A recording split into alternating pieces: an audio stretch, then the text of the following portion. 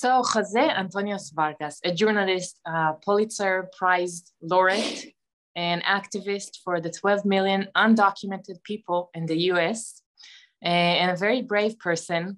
Thank you for doing the film we've just watched, and thank you for giving a voice to many people, mainly kids and children that their voice is not heard as often. And thank you for willing to talk with us. Thank you so much for having me, and thank you for showing the film. So my first question would be a general one. It's been a while since the film came out. What has changed?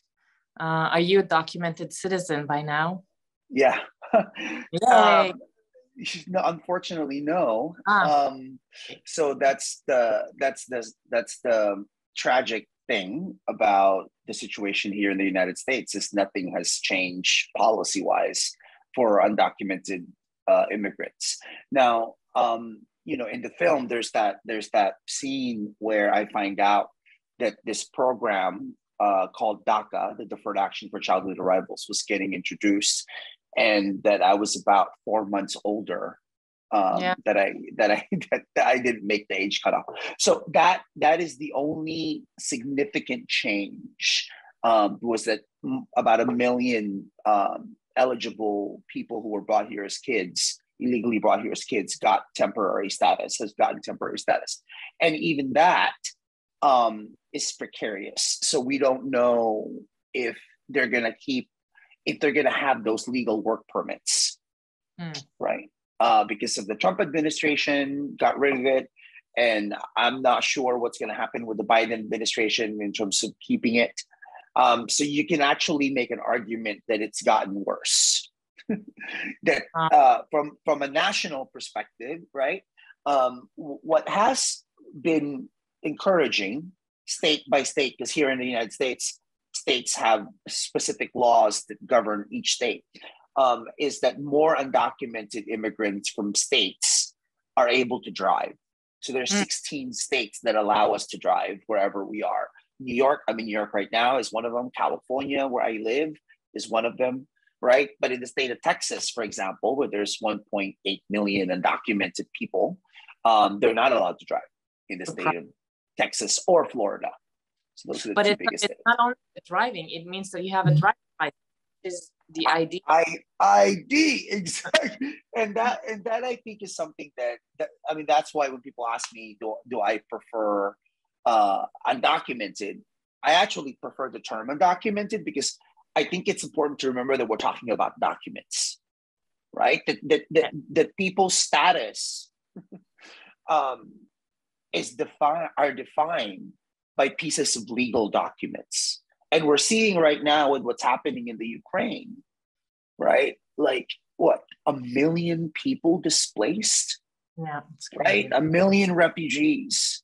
And what's interesting to me is as this been unfolding, absolute.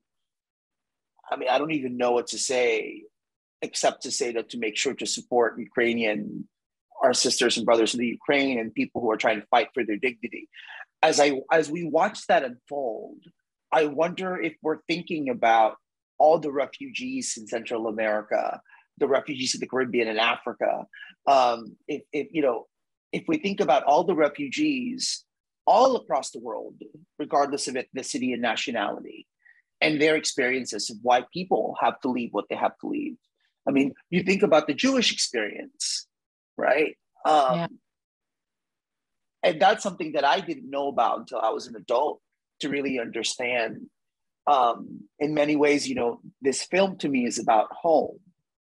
It's about what it means to not feel like you have a home and searching for a home.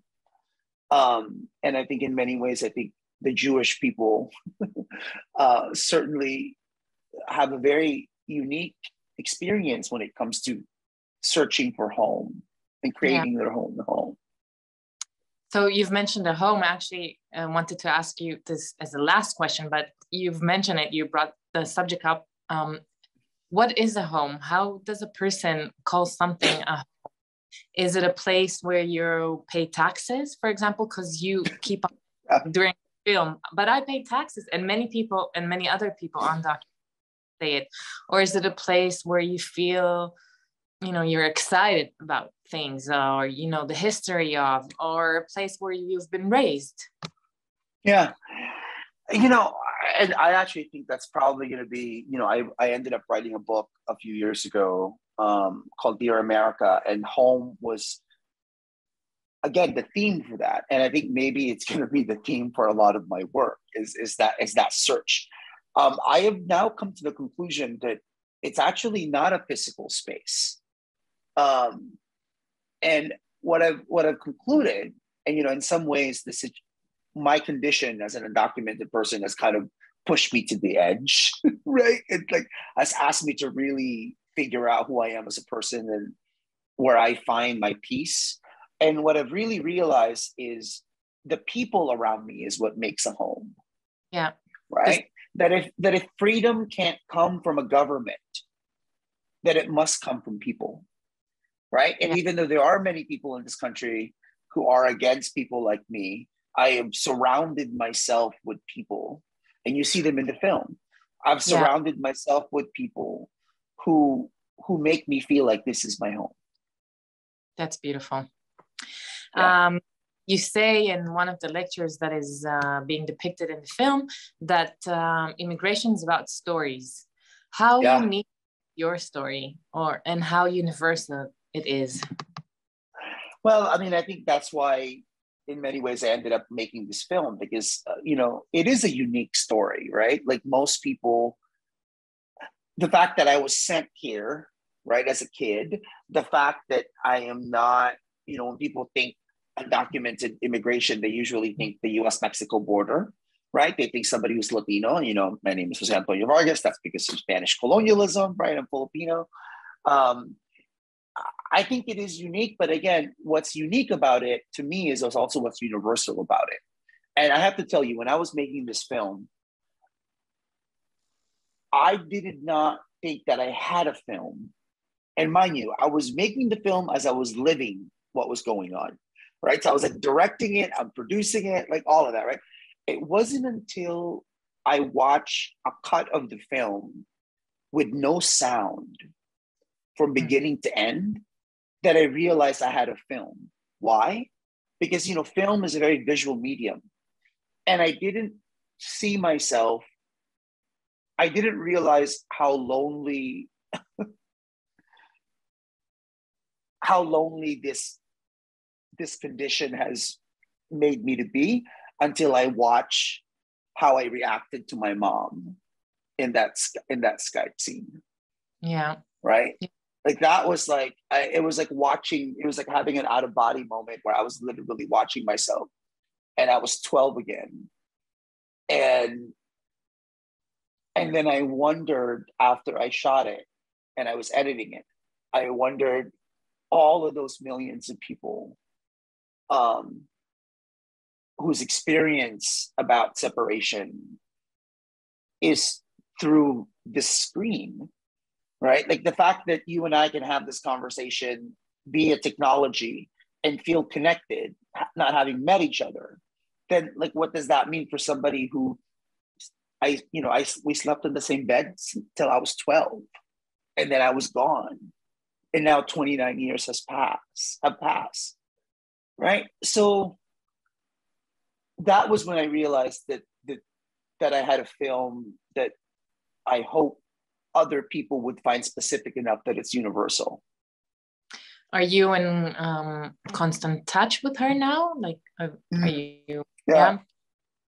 That's definitely been one of the positive things that have come out of making the film. You know, I accepted her on Facebook, which was like a big thing, right? I accepted her on Facebook, and now we're in much more direct communication. Now, this doesn't replace hugging somebody, but it's definitely been closer. Yeah. You were brought to the United States as a child. You weren't asked if you want to go. And like you, there's so many children that are forced to leave their home in circumstances similar to you or different. What do you think of that? What can we do as society to make it easier for these children not to make the immigration experience traumatic? So when this film aired, so we made the film, it aired on CNN. And then a month later, I got arrested in Texas. I was arrested and detained in Texas. And I ended up being locked up in detention for about 8 hours. It was only 8 hours. So it wasn't that long, but it felt long. But when I was arrested, and this was during the Obama era, I was detained in the same jail cell. I was locked up in the same jail cell. And that's what they are, by the way. They're jail cells. They're not detention centers. They're jail cells. As kids who had walked from Central America, mostly Honduras, El Salvador, and Guatemala. And it was maybe in a jail cell, maybe 30 kids. And all I did actually, it was really hard to look them in the eyes because I was just so, it was really emotional. So I just kept looking at their feet. And what was interesting, their shoes were all Reeboks, Nike, Adidas, all these American companies, right? And all I kept thinking about is those companies, those global companies, can sell their shoes in El Salvador, Guatemala, and Honduras. But God forbid those kids walk to the country that's selling them those shoes. Right. Yeah. So this reality that we have where technology is borderless, where capital is borderless, where capitalism is borderless, right? Where Jeff Bezos can, I find it really fascinating that we want to go to space and all I keep thinking about are the millions of people in this country who can't even go to another country. Yeah. Right. So, and watching those kids in that jail cell, all I kept thinking was how unnatural it is that we lock people up for wanting to move. How natural it is for people to move. Now we're seeing it because of war, because of climate change, right? Because of economic needs that people have. Because I don't think now that I'm old, if you had given me a choice to stay, I would have stayed. I don't think I would have left because I think every kid deserves a parent. Yeah. Right? I don't think anything replaces that. So when people have to move, that is something that we as a society, regardless of ethnicity and nationality and government belonging to, how do we create that feeling of belonging for people who don't have that choice or who have had to make that choice? I think that's a fundamental question in the 21st century. I agree. Which brings me to the question, on the 5th day of this whole week, the program is talking about it's asking why immigration makes the hosting society, the people who receive immigrants, so polemic. Why is it such a passionate issue? People have so many feelings towards or against immigrants. Why does a stranger create such feeling in a society that is hosting him? And we could go to the Bible and remember the parables, right? I remember them as a kid. Some of the stories that I had to read when I was in Catholic school. But this is where I think storytelling is crucial. This is where I think storytelling plays a really central role, because I think what's needed is a changing of the narrative. Right? I think what's needed is for us, again, in a connected, globalized world, right, to ask ourselves really hard questions about what do we gain from this and what are we losing? And I'm not quite sure we're losing anything. Like, I find it so interesting that here in the United States, for example, I bet you Americans could tell you the difference between Vietnamese food, Thai food, and Chinese food more than they can tell you the difference between Vietnamese people, Thai people, and Chinese people. We want the food, but we're not quite sure we know who the people are. We want the labor, this narrative around migrants and immigrants as labor, right? As nothing but work. I remember something like some official in the EU said, oh, we wanted workers, but you gave us people. But wait, aren't the workers the people who are part of families, who come from somewhere? So I think that ought to be the question, right? Yeah. Which brings me to another question. Your aunt is saying one of the sentences in the movie. She says, well, Jose, he was much more successful than we expected. We thought he will, be working in a manual job and that's it. And, live a small life. And then you became successful. So maybe we want our immigrants to be, simple, to work in construction or in slaughterhouses or washing our dishes at the restaurant, and not being people who write, who have their opinions, who win Pulitzer Prizes. Yeah, by the way, I love my aunt. I'm so I was really glad that she said what she said, because I think it speaks to something really true, right? Yeah. But I have to tell you, as somebody who have met undocumented immigrants who are doctors and lawyers, like and there are many people of many different, and this is why I think we have to really change how we think about low skilled labor or high skilled labor. Right? Like I come from a family of farmers. There's nothing low skilled about farming, right? There's nothing low skilled about people who are actually picking up or, harvesting our crops to make sure there's something to eat. But what's interesting about my aunt in that statement is this idea of success, which she equates to money. I can tell you right now that I don't feel successful. Like, I think of myself as somebody who's trying to heal myself and put myself together very publicly, right? I chose this. I think success is feeling at peace. I think success is feeling like I have put myself together from a standing of my family, right? I think maybe when I see my mom, maybe that's gonna feel successful. But yeah, I don't think of myself as successful. I can tell you from my point of view that you are, but objective. And my last question is, in the film, we meet so many people who adopted you in many ways and were so generous and caring and loving.